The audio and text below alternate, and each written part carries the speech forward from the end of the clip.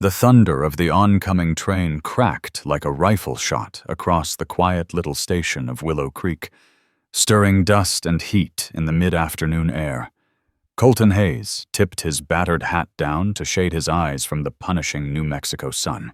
Before we kick off this adventure, don't forget to hit like on the video and let us know in the comments where you're watching from. It was the summer of 1878, and like most days in that sun-baked stretch of land, the air hung thick with dry wind and quiet tension. Colton hadn't meant to be at the station that day. Only a telegram from his father's physician had brought him in to retrieve a parcel of medicine arriving from back east.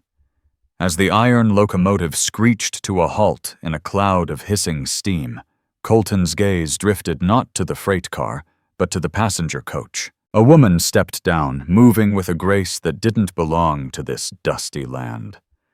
Her emerald traveling dress shimmered in the sun, her hat tilted just enough to shadow her features. But when she glanced up and their eyes met, Colton felt something shift deep inside, something that made no sense, yet struck like truth. He didn't know her, had never seen her before. But in her eyes, he saw something that felt like coming home. Then, just as quickly, she looked away, gathering her skirts and heading toward the depot. Mr. Hayes, came the voice of the station master, breaking the spell. "Your package is here." Colton turned slow and reluctant and accepted the brown-wrapped parcel. When he looked back, she was gone, lost in the milling crowd. A strange hollowness spread through his chest, a kind of yearning for someone he hadn't even spoken to. He didn't yet know that moment would mark the beginning of a new chapter in his life. 3 days later, Colton stood at the counter of Rufus Pike's general store, gathering supplies for the Hayes Ranch, a 10-mile ride west of town. The past 2 seasons had been brutal for most cattlemen, but Colton's selective breeding and his way of treating men fair had kept his operation afloat. "That all for you, Mr. Hayes?" Rufus asked, eyeing the growing pile on the counter. "Add a box of those peppermint sticks," Colton said on impulse, remembering how much his ailing father still craved them. Everett Hayes had been bedridden for months now, and even small comforts seemed to matter more than ever. As Colton waited, the bell over the door rang. He turned, and time stood still. There she was, closer now than she'd been that day at the station, and somehow even more striking. Her chestnut hair was pinned beneath a simpler bonnet, and her blue day dress hugged the curve of her shoulders with understated elegance. "Good morning," she said to Rufus, her voice touched with an Eastern accent and rich with confidence. "Mr. Pike, I was hoping you might point me to the property office. I was told Mr. Elias Boone handles land transactions here." "He does indeed," Miss Rufus replied. 2 doors past the barber. "Thank you." She nodded, then noticed Colton watching her. A flush colored her cheeks as she offered him a polite nod. Colton, regaining his wits, took off his hat. "Ma'am," he said, the word rough in his throat, his tongue suddenly clumsy. She smiled, just a flicker of it, and turned to go. Something inside Colton surged forward. "Miss," he called after her, "Boone's office can be tricky to find if you're not used to these streets. I'd be glad to walk you there." She paused, studying him with keen, intelligent eyes that seemed to weigh a man's soul in a heartbeat. "That's very kind of you, Mr. Hayes." "Colton Hayes," he said, offering his hand. "Annabelle Quinn," she replied, placing her gloved hand briefly in his. "And I would appreciate that, Mr. Hayes." He settled the bill and asked Rufus to hold the goods for pickup. Then he fell in step beside her as they stepped out into the golden light of Willow Creek's main street, the dust swirling gently at their boots. Just passing through Miss Quinn, Colton asked, careful to keep a respectful distance. "I was," she answered, "headed for Santa Fe." But things changed. He didn't pry. That hesitation told him there was more beneath the surface. Willow Creek's got its share of charm, he offered. though I admit it's not always obvious at first glance. She smiled real this time. And what would those hidden charms be, Mr. Hayes? Well, for starters, the folks. Good people who mind their business and help when it counts. And the land got a wild beauty to it, especially at dawn, when the light hits them ridges. He surprised himself with the honesty of it. And Nettie Blanche's apple pie at the hotel. Folks come from miles just for a slice. That pulled a soft laugh from her lips, a sound that landed warm in his chest. "You paint a fine picture of this place," she said. They'd already reached Boone's office too soon for Colton's liking. "Thank you for the escort, Mr. Hayes," Annabelle said as she paused by the door. "My pleasure, Miss Quinn," Colton said, replacing his hat. "Hope you find what you're looking for here in Willow Creek." Something flickered in her gaze. Doubt, maybe? Or something deeper? "As do I," she murmured. Just as she reached for the door, Colton spoke again. "If you ever need anything while you're here, the Hayes Ranch is 10 miles west. Anyone can point the way." She turned her face softer now. "That's generous of you. Maybe our paths will cross again." "I hope they do," she said. With that, Annabelle Quinn stepped into Elias Boone's office, and Colton Hayes stood alone on the boardwalk, feeling like something inside him had shifted, something he couldn't quite name. That evening, as he rode back across the dusty plains toward his ranch, the question spun circles in his mind. What was a refined woman like Annabelle Quinn doing in a place like Willow Creek? Was she just passing through? Or was fate carving a new trail for them both? Samson carried Colton Hayes along the dusty trail that wound like an old scar across the land, leading him homeward. The Hayes Ranch stretched across 5,000 acres of rich grazing land, flanked by mountains to the north and a cold, fast-running river to the south.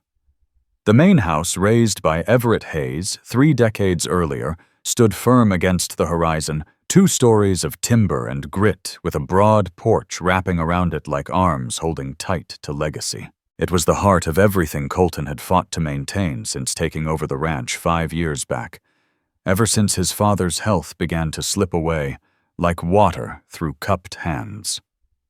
As he neared the homestead, he caught sight of Amos Thatcher, his foreman barking orders at a crew patching up the corral fence. Amos, a former Union soldier, and Friedman had been Colton's right hand and closest confidant for 10 solid years. "Afternoon, boss," Amos hollered, as Colton swung down from Samson's saddle. "Figured you'd be back sooner." Colton passed the reins to a stable boy. "Got held up in town," he said, keeping it simple. But Amos gave him a look. One of those looks that said he could smell the truth a mile off. Wouldn't have anything to do with that lady from back east. The one stepped off Monday's train. Colton's head snapped toward him, caught off guard. "Word sure moves fast. Always does." Amos chuckled. "Especially when Hank Dobbs goes out of his way to tell half the saloon how you couldn't tear your eyes off her at the depot." Colton shook his head, a half grin creeping onto his face. "Remind me not to try keeping secrets in Willow Creek." He grabbed his saddlebags and pulled out the medicine package. How's Pa Amos's face turned serious. "Better than yesterday. Kept down some broth at noon. Talked near an hour with Reverend Phillips. That was something at least." Everett Hayes had been wasting away slowly, the strength leaving him inch by inch over the past year. Doctors in Santa Fe had given them little more than empty hope, but Colton wasn't the kind to quit. He'd wired specialists from as far as Chicago, chasing any scrap of a chance. After making sure Everett took the new medicine and spending some quiet time with the old man, Colton settled into the study to go over the ranch ledgers. But his focus wouldn't stick. His thoughts kept drifting to Annabelle Quinn, and what might have brought her out to this raw patch of land. His answer came quicker than he expected. The next morning, Elias Boone himself showed up, easing down stiffly from his horse in the front yard. The land agent was a stout man in his 60s, and not known to leave town unless there was good money on the line, Colton Boone called out. Elias Colton replied, setting down the bridle he'd been working on. "What brings you way out here?" Boone wiped the sweat off his brow with a crumpled kerchief. Business. Figured you'd want to hear it from me instead of the gossip trail. Colton led him up to the porch where a pitcher of cold water waited. Boone drank deep, then got right to it. That Cameron property you had your eye on last fall, after old man Cameron passed. Colton nodded. The ranch bordered his to the north, not as big as the Hayes spread, but full of promised solid water access, fertile grazing ground. Well, it's sold, Boone said. Paperwork finalized just yesterday. Sold? Colton frowned. Thought the Cameron boys wanted to keep it. They did. But an offer came in cash up front, no strings.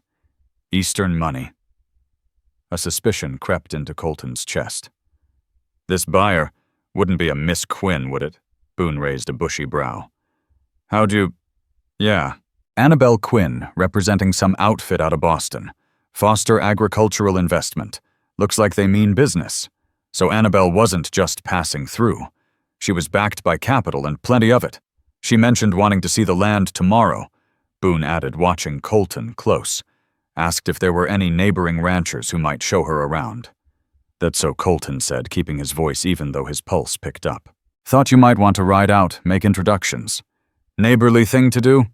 Boone said, his tone dripping with matchmaker's mischief. Colton should have felt annoyed by the man's not-so-subtle nudging. But instead, he found himself considering it. Maybe I will, he said finally. Wouldn't be right not to welcome a new neighbor. Boone left shortly after, and Colton stood watching the trail long after he'd gone. What exactly did Annabelle Quinn and her Boston investors plan to do with the Cameron Ranch? And why did the thought of seeing her again set something stirring deep in his gut? The next morning dawned crisp and clear, a break from the suffocating heat of late summer. Colton dressed with more care than usual, choosing a clean white shirt and his finest vest, before chuckling at himself for the effort. He was a rancher, not some suitor from a dime novel. Still, that didn't stop the low hum of anticipation as he saddled Samson and set off for the Cameron land. The ride took just over an hour at a steady pace, giving him time to turn over in his mind what he might say when he saw her again. He spotted the Cameron homestead as he crested a gentle rise, a modest but well-built cabin, a barn, and a few outbuildings nestled in a quiet valley.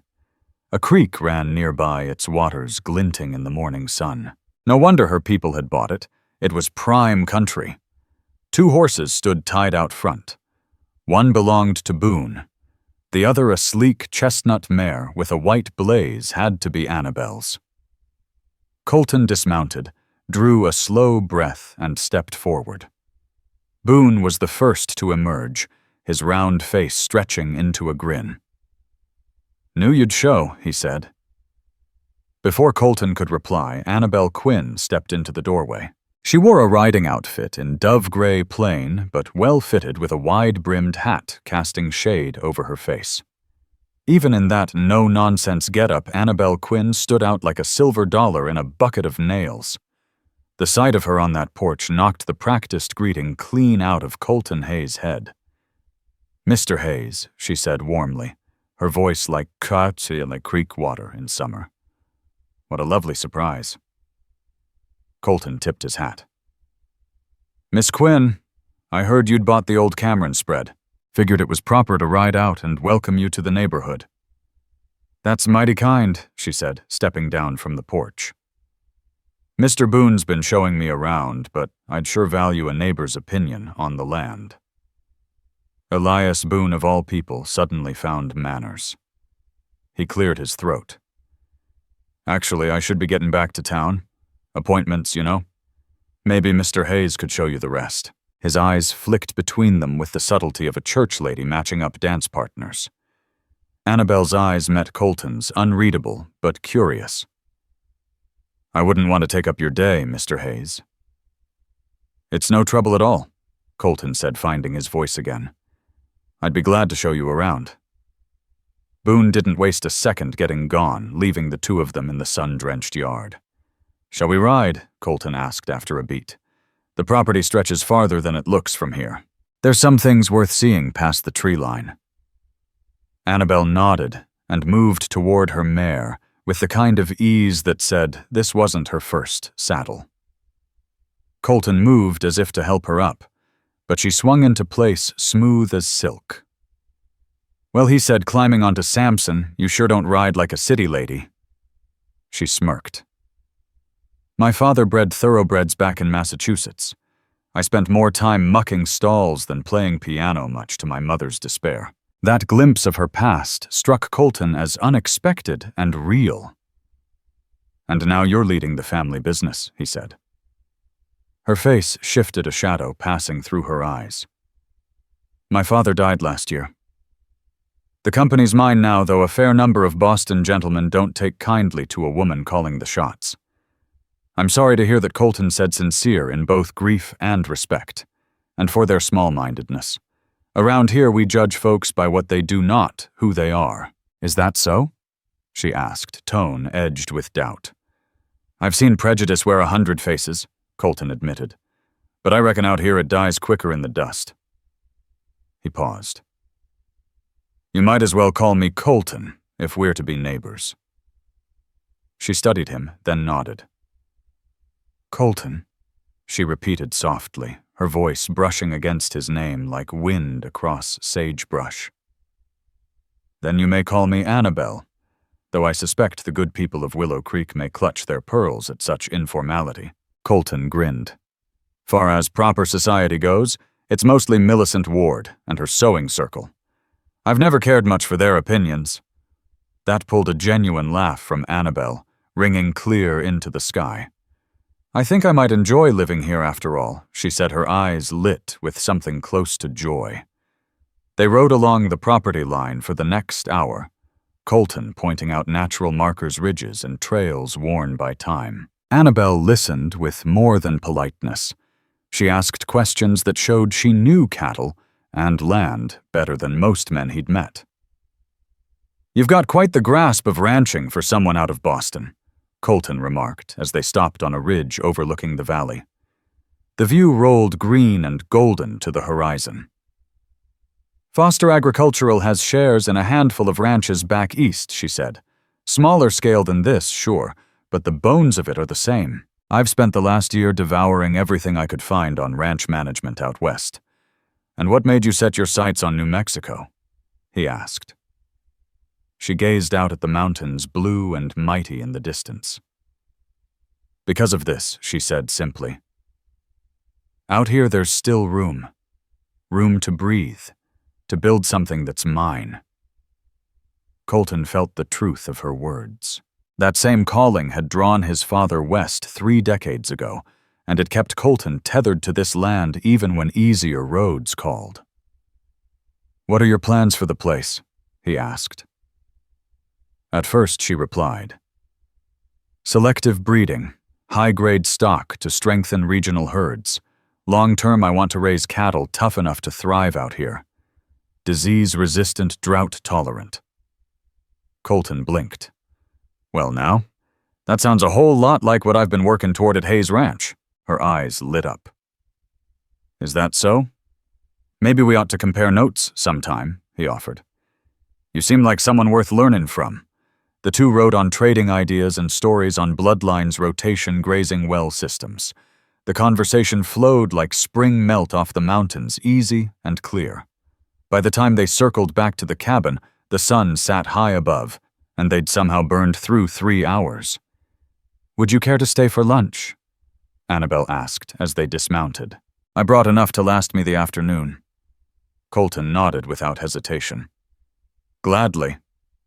Together they laid a blanket beneath the cottonwoods by the creek. The meal was simple bread, cheese, and dried fruit, but to Colton it might as well have been a feast. As they ate, talk turned quieter, less about cattle, more about life. Colton told her about Everett's illness and the balancing act of keeping a ranch running while watching the strongest man he knew fade away. Annabelle listened with a softness in her eyes that he hadn't expected. Annabel spoke of Boston, of long winters, narrow streets, and drawing rooms filled with expectations. But her voice turned solemn when she spoke of what came after her father's death. Colton sensed there was more behind her move west than just ambition. "Why did you really come all this way?" he asked, his tone low and honest. Low and... She hesitated, fingers tearing her bread into tiny pieces, eyes focused on nothing in particular. After Papa passed, she said finally, "I found out the company wasn't nearly as sound as he'd let on. Poor investments, generous loans to friends who never paid them back. Everything was unraveling." She looked him square in the eyes. The board wanted to sell off the whole thing, liquidate. That would have meant the end of Foster Agricultural and left dozens of families jobless. Families who'd worked with us for generations. "So you came west, chasing a way to save it all," Colton said, nodding slowly. She gave the faintest smile. "New land, new markets. If this works, I can preserve what my father built." Colton admired her grit. It wasn't just the courage to come west alone. It was the fire behind her eyes, the kind that dared the desert to stop her.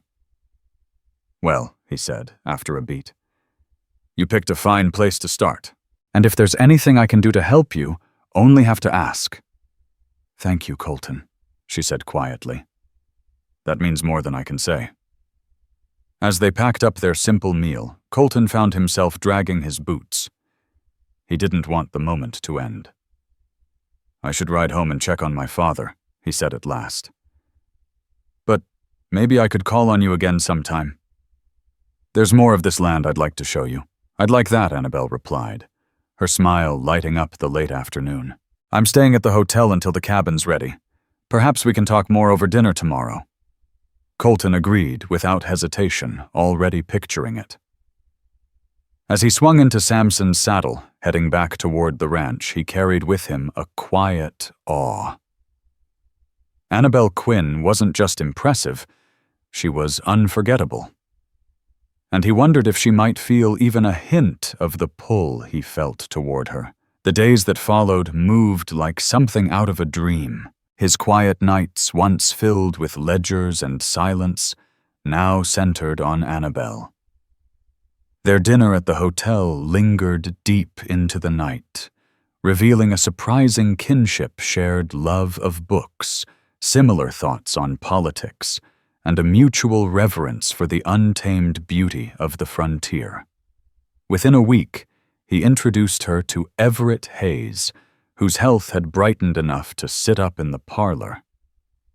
Though worn and grayed, Everett still had a sharp mind, and he took to Annabel right away. "She's got your mother's spark," he whispered after she'd left. "That same fire, that same look, like she don't take kindly to backing down." Colton had only flickers of memory about his mother, but hearing that from Everett stirred something deep in him. His father's approval meant more than he could say. As July bled into August, Annabel made herself at home in Willow Creek. She hired local help to restore the old Cameron cabin and often consulted Colton on livestock decisions. While Millicent Ward and her circle raised eyebrows at her independence, most folks in town grew fond of her no-nonsense ways and clear respect for the land. For Colton, the admiration turned to something else, something deeper. Her sharp mind and generous heart showed in every gesture.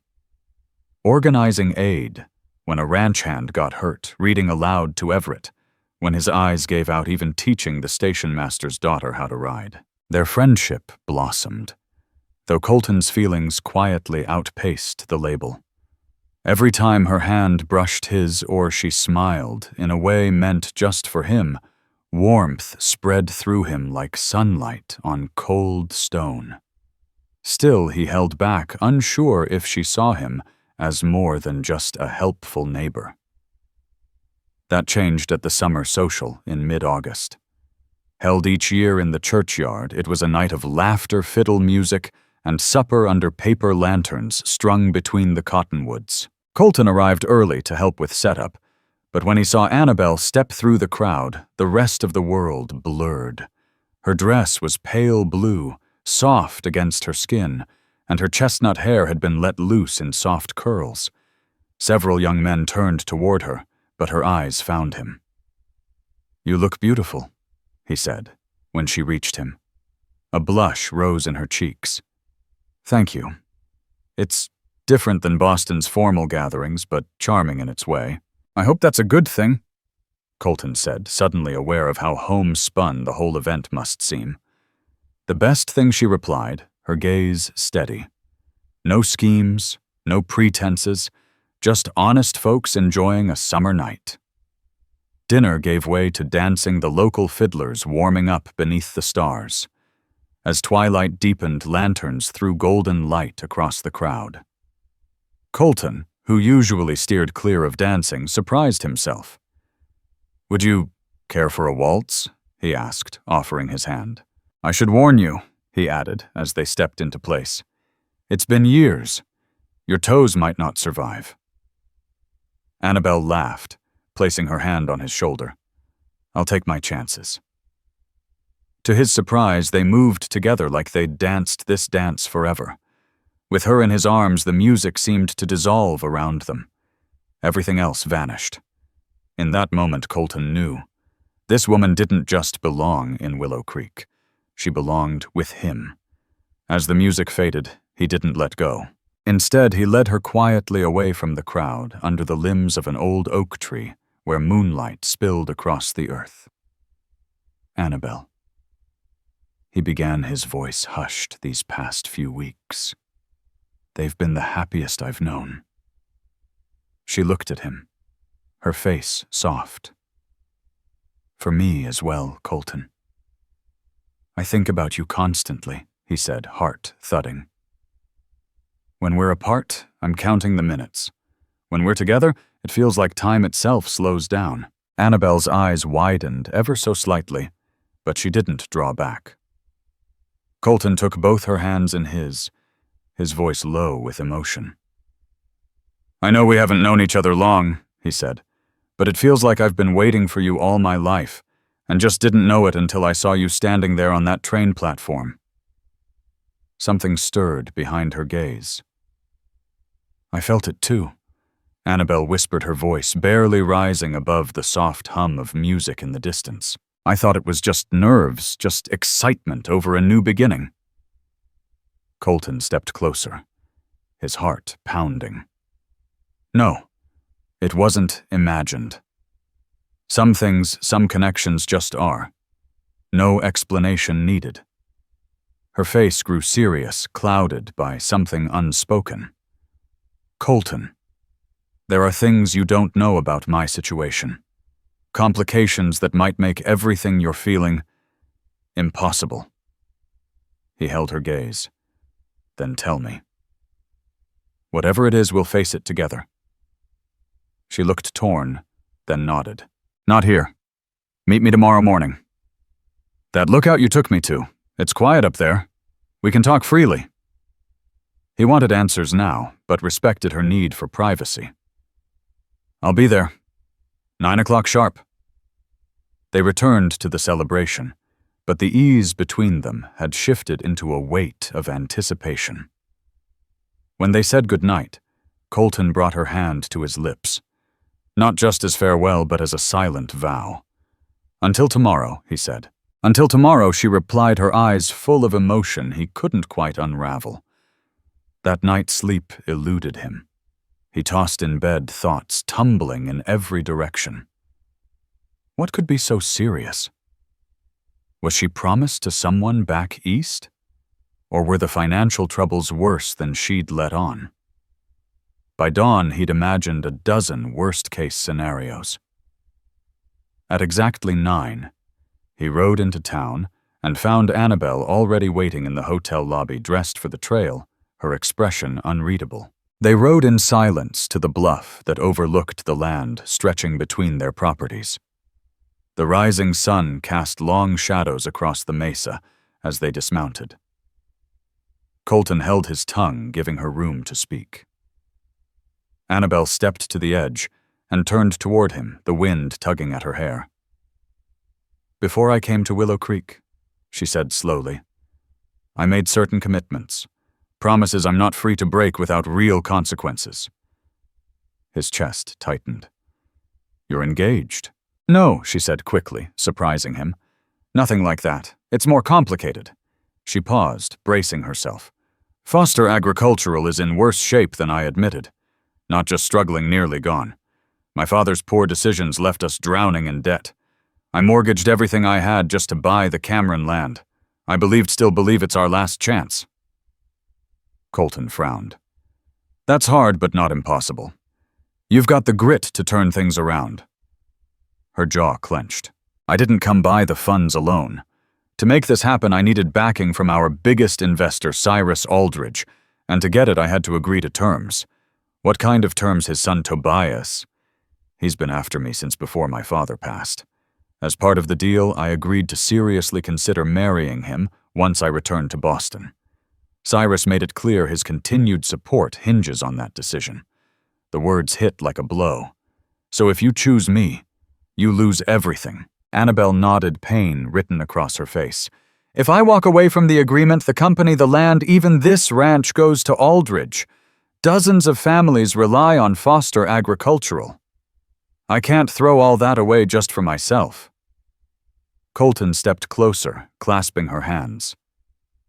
"When do you have to go back?" "October," she murmured. "I've got 2 months to make this ranch show promise before returning to Boston." He stared out at the sunlit hills, thoughts racing. 2 months, he repeated, then turned back to her. "It's not much, but it's enough to try." Her eyes searched his, cautious but hopeful. "Try what I don't know yet," he admitted. "But I'm not giving up on this. On us. What we have, it's worth fighting for. Will you give me that time?" Annabelle hesitated, her gaze drifting over the land below. "It would be easier to walk away," she whispered. "Spare us both the pain if this doesn't work out." "Easier," Colton agreed softly, brushing her cheek with one calloused hand. "But when have either of us ever taken the easy road?" A flicker of a smile broke through her worry. "Never, I suppose." "Then let's face this together. We've come this far."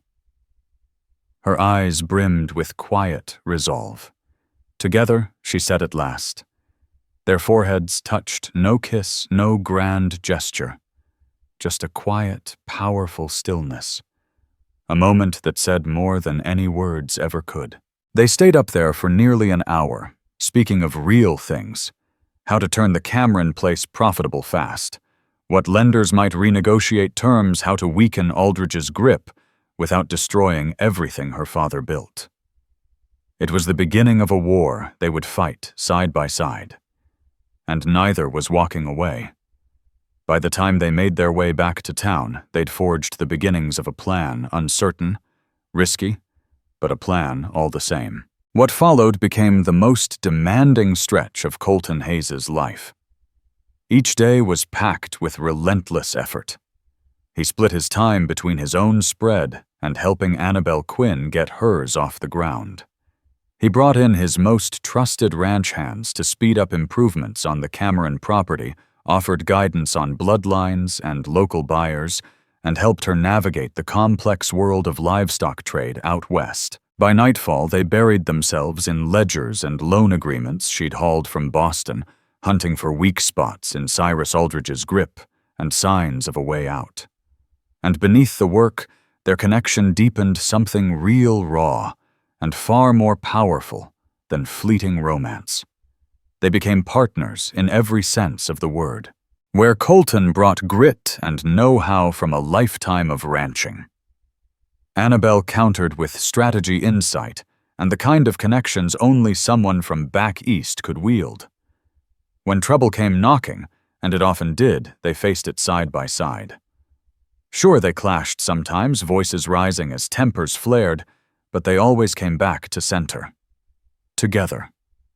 By the start of September, the Cameron Ranch had taken on a new life. Fresh fencing traced wide pastures the cabin had been restored into a cozy home, and a prime shipment of breeding stock hand-picked by Colton himself now grazed the land.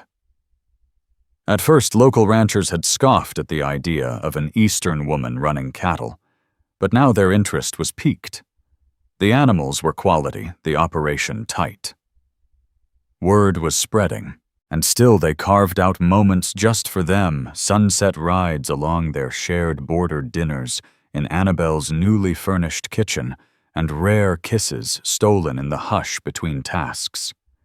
They never said love out loud, not yet, but it grew between them anyway, quiet and sure, like the wildflowers blooming after monsoon season. But as the month wore on, the shadow of Annabelle's coming departure lengthened. The more they dug into Aldridge's holdings, the clearer the trap became. His financial noose was decades in the making. With every loan and investment, he'd tightened his hold over Foster Agricultural. Now he was ready to pull the rope.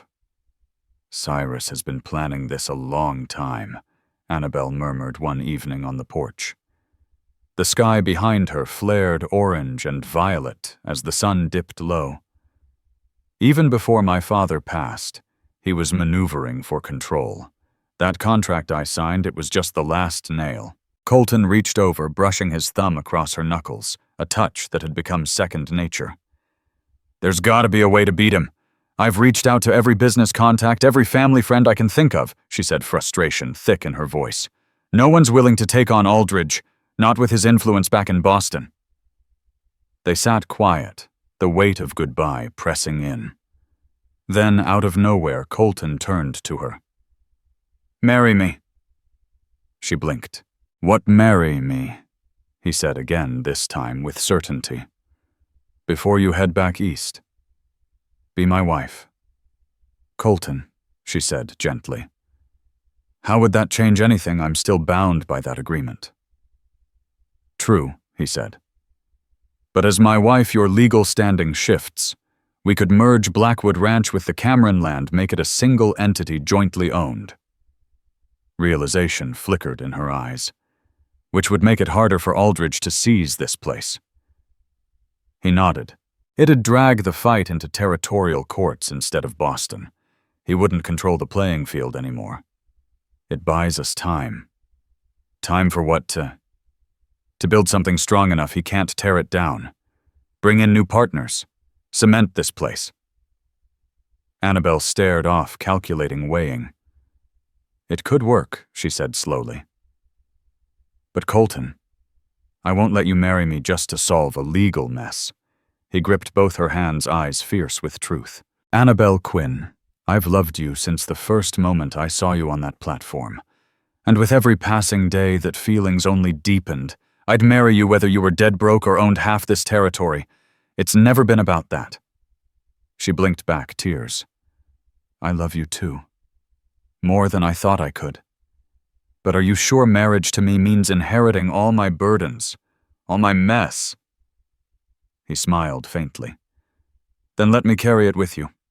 That's what love is." Tears finally spilled as she leaned in and kissed him, a kiss heavy with all the longing they'd kept buried. When they pulled apart breathless, she leaned her forehead to his. "Yes," she whispered. "I'll marry you, Colton Hayes." 3 days later, they stood together in the little white church at the heart of Willow Creek. Everett Hayes was wheeled in for the ceremony, and just about every soul in town came to witness the marriage of the rugged rancher and the iron-willed woman from back east who'd stolen his heart.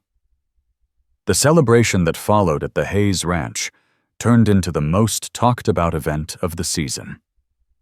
Folks came from as far off as Santa Fe just to witness it. That night, when Colton Hayes carried his bride over the threshold into the master bedroom, all the weighty concerns that had bound their days slipped away, if only briefly. In their place came the joy of beginning something real. Their first night as husband and wife was everything they'd both longed for, tender, full of fire, and rich with the quiet promise that no matter what storms came, they'd ride through them together. The following weeks were a whirlwind.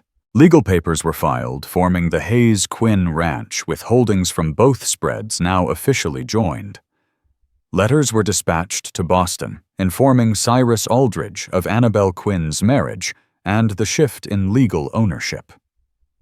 Soon after, preparations began for her return to the East, where she was still bound to entertain Tobias Aldridge's proposal. Colton refused to let her face that alone. "You're not going back there without me," he told her flatly when she suggested he stay behind to tend the ranch during the busy harvest season. "Besides, I want to lay eyes on the city that raised a woman like you." October crept in, and the day of departure could no longer be postponed.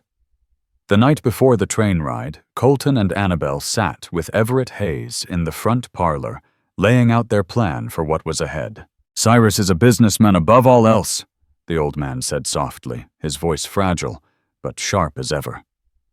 "Talk to that part of him. Make him see there's more to gain through alliance than through brute force. We've covered every legal route we can find." Annabel reassured him. "If there's a path that lets both this land and Foster Agricultural survive, we'll find it." Everett gave a slow nod, then shifted his gaze to his son. "Colton, I need a word with you. Alone." Annabel, though clearly curious, rose without protest and left them. Once the door clicked shut, Everett motioned his son closer. "Bottom drawer of my desk." "There's a false panel," he said, voice lowered. "Behind it you'll find stock papers, land deeds, banking drafts." Colton's brow tightened. "What are they for?" "For right now," Everett answered simply. "I made investments during the war that paid off, kept them quiet outside ranch holdings, always meant to pass them to you when the time was right." Colton's voice dropped. "How much we talkin' enough?" the elder Hayes said with the faintest smile. "Enough to give you a strong hand against this Aldridge man. Might even be enough to buy him out if he's willing to deal." Colton stared, stunned. "You kept this hidden all these years. Some cards." "Everett said you don't show until the table demands it. And son, the stakes are on us now. Use 'em well." At dawn, as the couple made ready for the station, Everett handed Colton a weathered leather case. "Remember what we talked about," he said quietly. "And no matter what comes of this, I'm proud of you both." Their journey east stretched over several days of rail travel, each one peeling back the layers between two vastly different worlds. As the landscape changed, so did the hotels, each stop becoming more polished, more foreign to Colton, who had never strayed beyond Santa Fe. For Annabel, it was like walking back into a life that no longer fit. "Think your Boston friends'll take to a rancher husband," Colton teased, as their train neared the outskirts of the city. "They'll be utterly scandalized," Annabel replied with a sly smile. "Which only makes it better." Boston in late October was a far cry from New Mexico's open sky. The streets were narrow, the buildings pressed close, and the air thick with coal smoke and ocean salt. Even in his finest suit, Colton stuck out like a sorrel Mustang at a fancy-dress cotillion boots bearing, and a slow western drawl that turned heads. They reached the Foster residence in Beacon Hill, a towering brownstone framed with stone columns and old money.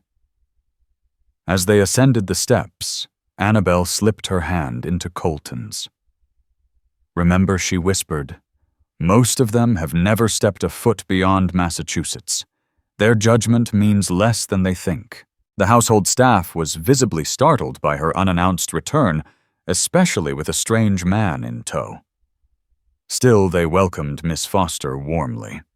The butler nearly dropped his posture when introduced to Annabel's husband, but to his credit he rallied quickly and escorted them to guest rooms hurriedly prepared.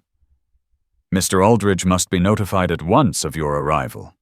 Miss—" Madam the butler added, voice uncertain but polite. The butler caught himself mid-sentence and straightened. "Mr. Aldridge has been overseeing affairs in your absence. He left strict instructions. Tomorrow will be soon enough." Vernon Annabel replied crisply.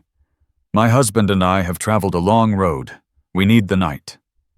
That evening, seated alone in a cavernous dining room built to host 20 Colton, sat quietly trying to absorb the ornate world his wife had once called home.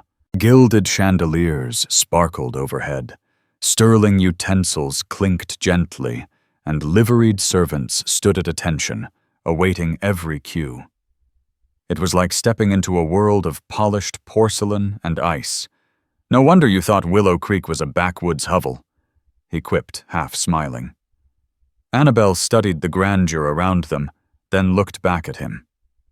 "Do you know what struck me when I first stepped into Nettie Blanche's dining room at the inn? It wasn't how plain it was compared to this. It was how warm and alive it felt." Her voice softened. "This place stopped being a home when my father passed. Maybe even before that." Her honesty settled Colton's nerves. That whisper of fear, the one that said maybe Boston would reclaim her, quieted for now. The standoff with Cyrus Aldridge came sooner than either of them had expected. Over breakfast the next morning, as Colton and Annabelle sipped coffee in the sunlit breakfast room, Vernon reappeared. "Mr. Aldridge and his son have arrived, ma'am. They're waiting in the study." "So much for timing," Annabelle muttered, folding her napkin. Colton rose and extended a hand. "All right then, let's not drag it out." Cyrus Aldridge turned out to be just as Colton imagined, round, polished, and radiating smug disapproval. His eyes were sharp, his mouth a hard line.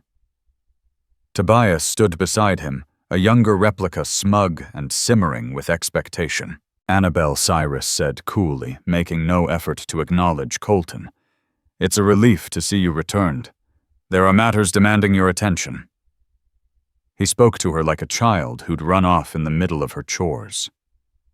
"Cyrus." "Tobias," she replied evenly.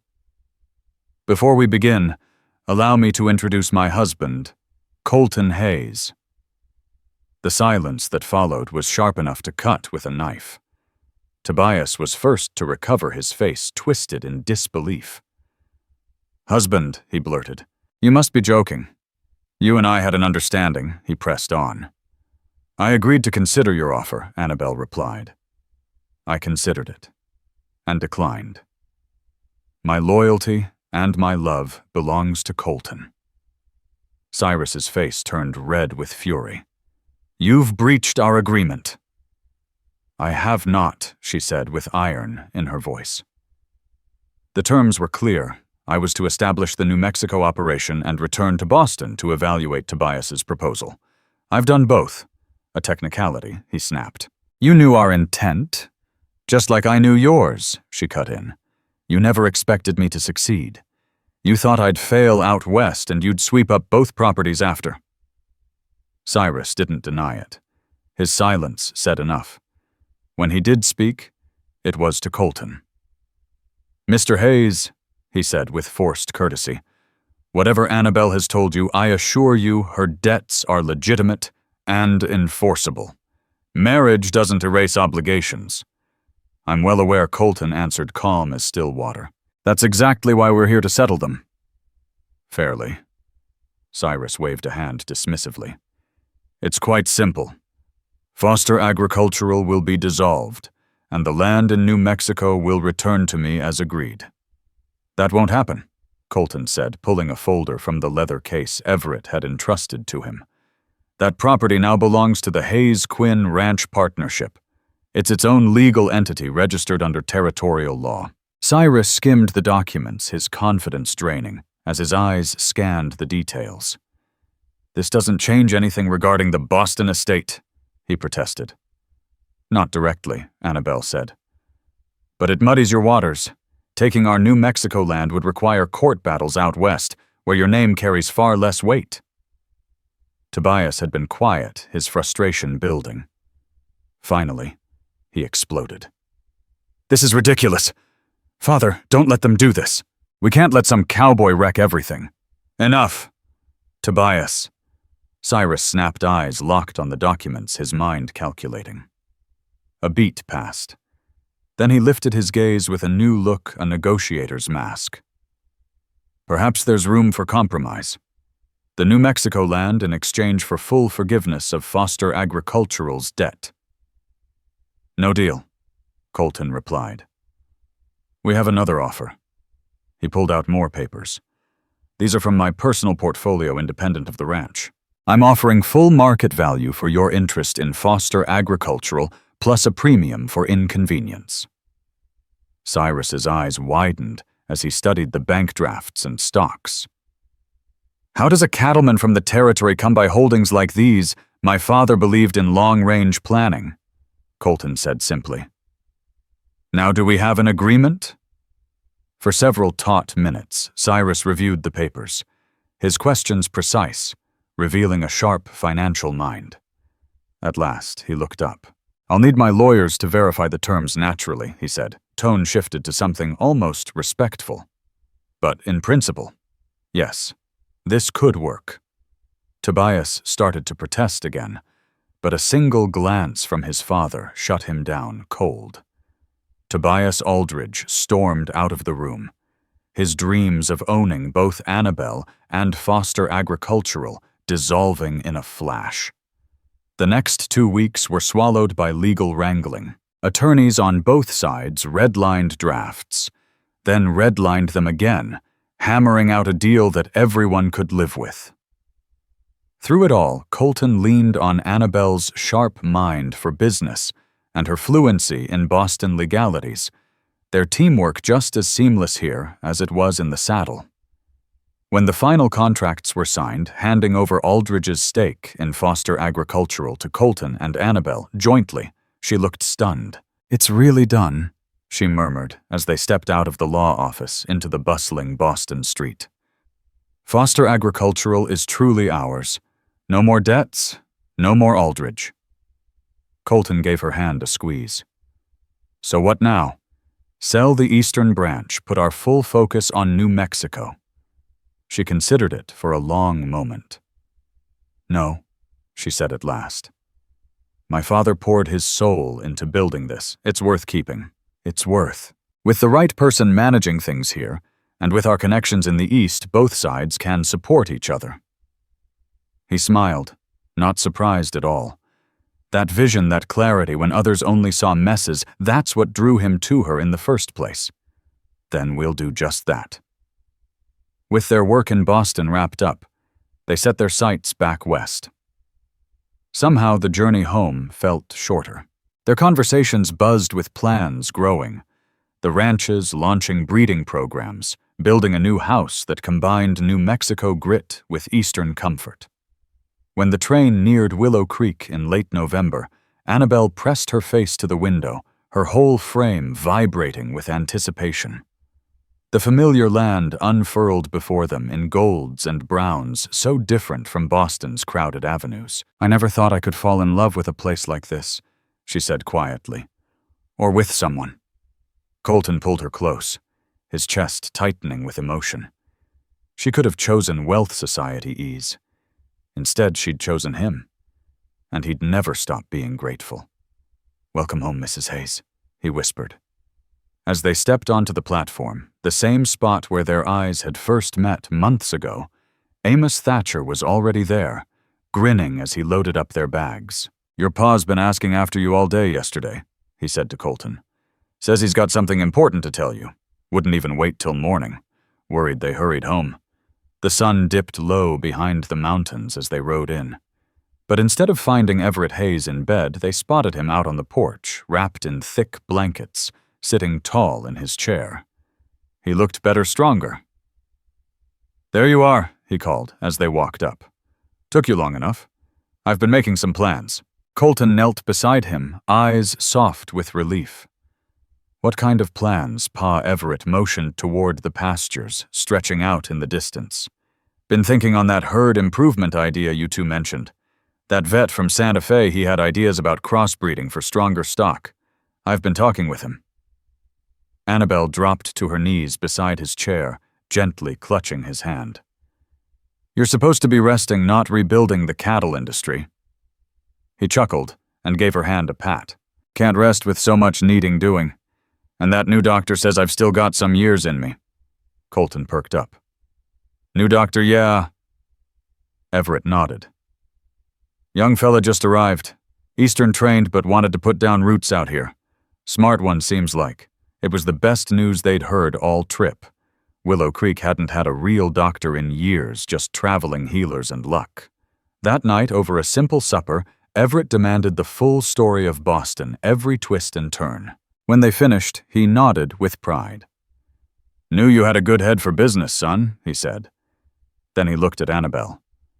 And you? You're one hell of a partner. Together, you two are something special. Colton glanced at his wife, still in awe, that fate had led her to that train platform, the day he stood there alone. Yeah, he said softly. We are. The weeks that followed fell into a steady rhythm. Mornings started with Annabelle and Colton mapping out the day's goals over breakfast, then splitting off he to the barns and range, she managing improvements to the Cameron place, and exchanging letters with their Boston office. Evenings brought them back together, usually with Everett at the table, adding his wisdom to their plans. Thanks to Dr. Silas McGraw's steady care, Everett grew stronger. Some days he even rode out with Colton to check the herds or walk the edges of the new land. As Christmas neared, Willow Creek was hit with an unexpected snowstorm, blanketing the land in white and turning the rugged landscape into something out of a storybook. Annabelle stood on the porch one evening, watching the snow drift down enchanted. It's like something from a dream, she whispered. Wait till you see it at sunrise, Colton said, wrapping an arm around her. The peaks turn to pink crystal when the light hits them just right. The holiday itself was humble, but heartfelt. No gilded trees or grand balls, just pine branches and red berries gathered by hand candles glowing in each window, and the smell of fresh gingerbread wafting from the kitchen, her mother's old recipe. And for Annabelle Quinn, it was perfect. On Christmas Eve, folks from all across the territory rode into the Hayes Ranch for a gathering that blended East Coast Polish with good old frontier cheer. Mercy Thatcher led the carols with a voice that could hush a room, and Dr. Silas McGraw kept the children laughing with wild tales and hand shadows. Even Millicent Ward tipped her bonnet to Annabelle's eggnog recipe, saying it wasn't half bad for a city blend. As the clock neared midnight, and guests started heading home in their wagons, Colton tugged Annabelle aside, guiding her into Everett's study, where the fire popped and glowed soft in the hearth. I got something for you, he said, looking suddenly sheepish, an emotion she rarely saw cross his face. Didn't want to give it to you out there with all them watching. From his coat pocket, he pulled out a small parcel wrapped in silver paper. Annabelle opened it carefully, unwrapping a delicate rose gold locket etched with twining vines. It belonged to my mama, Colton said, as she traced the engraving with her fingertip. Pa gave it to her their first Christmas together. It's beautiful, she whispered, her voice catching. Open it, he murmured. Inside was a tiny painted scene remarkably detailed, despite its size of the very train platform where their paths had first crossed. How did you— I had it made, in Boston, Colton replied. While you were handling that board meeting, I told the artist every little piece I remembered. Tears brimmed in Annabelle's eyes. She fastened the chain around her neck and looked up at him. I'll carry this always, she said softly, then rose on tiptoe to kiss him. I've got something for you too, she said as they parted. Though it's not the kind of gift you can wrap. Colton arched a brow. What kind of gift? She took his hand and guided it to her belly, her gaze locked on his. A new haze, she said barely above a whisper. Due to arrive next summer. He stared, stunned, his face shifting from confusion to realization, then to a joy so big it stole his breath, a baby, he choked out. We're having a baby! Annabel laughed, her joy bursting through. He swept her into his arms in a spontaneous hug that spun her around. The doctor confirmed it yesterday. I waited for Christmas to tell you. Colton set her gently down, suddenly serious. Should you be on your feet? You need to rest. I can ask Mercy to come stay with you. Or maybe Owen. She cut in with a smile, amused at his instant shift into protective husband mode. I'm perfectly fine. Women have been having babies since before history was written, most of them while doing twice the labor I do. But not my wife, Colton said firmly. Not the mother of my child. Before she could reply, the study door creaked open. Everett Hayes stood there, clearly having caught enough to piece it together. His eyes sparkled. Did I hear right? He asked. Am I really going to be a grandfather? You are! Annabel confirmed, wrapping him in a warm hug. Everett held her tight, then pulled Colton into the embrace too. Best Christmas present I could have hoped for. He said, his voice thick with emotion. Word of the coming Hayes child spread fast through Willow Creek. Neighbors dropped by with blankets, baby booties, old cradles, and advice, plenty of advice. At first, Annabel had worried about raising a child so far from her Boston roots. But she quickly found herself enveloped in a new kind of family-strong ranchwomen with years of wisdom and kind, calloused hands. Winter flew by in a flurry of preparations for both the baby and the calving season that would put their breeding plan to the test. Despite Colton's fretting, Annabel stayed active on the ranch, agreeing only to cut back on horseback duties as her belly grew. By April, the Cameron spread had been fully absorbed into the Hayes Foster Ranch. A brand new barn stood tall, thanks to a neighbor-led barn raising, and new hands had been hired to manage the larger herds. Reports from Boston were encouraging. Annabel's associate had brought Foster Agricultural back from the brink after Tobias Aldridge's mess. As wildflowers began painting the pastures, Annabel found herself drawn more and more to the train platform where everything had begun. That spring afternoon, in May, Colton found her seated on the bench watching travelers step off the train. Figured I might find you here, he said, sitting beside her. Amos told me you asked for a ride into town. Annabel placed her hand over his, a smile curling her lips. I was thinking about that day last summer. I was so irritated the train was late, so worried about what I'd find in this untamed place. Colton chuckled, and I was grousing about having to leave the ranch mid-breeding season to fetch a delivery. She looked down at her round belly. And now here we are all because we stood on this platform at the same time. Not by chance, he said, squeezing her hand. It was meant to be. I believe that more with every breath. Just then, a young woman stepped off the train, hesitating, scanning the unfamiliar surroundings with wide, uncertain eyes. She reminds me of myself, Annabel murmured. Colton followed her gaze. Maybe she'll find her future here too, same as you did. I hope so, Annabel said, leaning into him as the train hissed and the mountains stood tall in the distance. Everyone deserves a place to call home? They lingered at the train platform long after the last passenger had stepped off, and the final whistle echoed through the valley.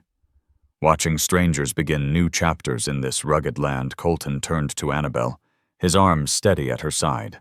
Ready to head home? He asked. Home. She echoed the word, now soaked in warmth and familiarity. Once this land had felt like a stranger. Now it was everything.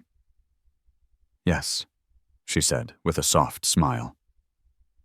Fingers intertwined, they walked away from that wooden platform, the very ground where fate had rewritten both their lives toward a future they were building one sunrise at a time. The horizon stretched wide above them, the New Mexico sky a canvas of promise. Their daughter, Juniper Ray Hayes, was born one radiant morning in June. Her first cries rang out strong and fierce, as if she already understood the wild heart of the land around her. She carried her father's piercing blue eyes and her mother's unyielding jawline features Everett Hayes called the mark of a true rancher. Annabelle held her baby close, the morning light casting golden hues across the room. Colton sat beside her, his hand gently tracing their daughter's tiny fingers. And in that quiet moment, she reflected on the long road from Boston boardrooms to these warm adobe walls. "What's on your mind?" Colton asked, watching her closely. She looked at him, eyes filled with gratitude so deep it caught in her chest. "I was thinking about the train platform," she said. "How close I came to walking right past you. I almost kept going to Santa Fe, just like I'd planned. But you didn't," he said softly, leaning in to kiss her brow. "You stopped. You looked up. We locked eyes. And you reached out," she finished. She remembered the sound of his voice calling to her in the general store, offering to walk her to Elias Boone's office. Just a small gesture, but it had shifted the entire course of her life. From the open window came the faint whistle of the morning train rolling into Willow Creek. The very same train that had once carried a stranger into town now symbolized something else entirely. Not unfinished plans or uncertain futures, but the miraculous alignment of two lives bound by chance and choice. "I love you, Annabelle Hayes." Colton whispered, his voice thick with emotion, as he gazed at the two souls he now called family. "And I love you," she said, her heart overflowing. In that moment, she knew with absolute clarity of all the choices she'd ever made, stepping off that train in Willow Creek had been the most profound, the most right. Outside, the New Mexico sun climbed higher, bathing the land in light. The day stretched ahead like a promise waiting to be lived by the rancher, the woman from Boston, and the baby girl whose life had begun in the heart of the West, where love had taken root and destiny had quietly unfolded. If this story has touched your heart, I invite you to stay with us to discover more true tales of the Wild West.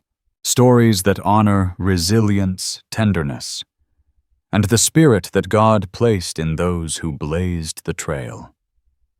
Subscribe, share, leave your thoughts in the comments, and join us once again to journey across this untamed land. Thank you.